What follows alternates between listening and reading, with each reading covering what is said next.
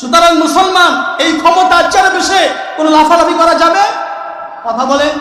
তোমার আজকে শক্তি আছে, তোমার আজকে বল আছে, ক্ষমতা আছে, তাই তোমার যা ইচ্ছা তা তুমি করতেছো। তোমার যেভাবে ইচ্ছা তুমি কথা বলো, কার সঙ্গে কিভাবে কথা বলতে হবে এটাও কি তুমি জানো না? এত বড় দণ্ড মূর্খ তুমি হয়ে গেছো।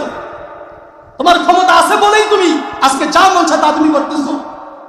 এই শক্তি, এই ক্ষমতা তোমার চিরকাল থাকবে না, ঠিক কিনা চলে বলে। আজকে দেহে শক্তি আছে, আজকে দেহে বল আছে আমার, এই বল এই শক্তি চিরকাল কিন্তু আমার থাকবে না, ঠিক কিনা চলে বলেন।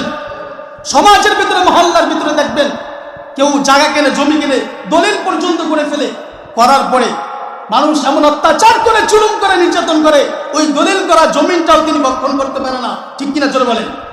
এমন অত্যাচারী, জুলুম, নির্যাতনকারী আছে না নাই? তোমার শক্তি আছে বলে আজকে তোমার যা ইচ্ছা তাই তুমি বলো, যাকে ইচ্ছা তাকে অপমান করো তুমি।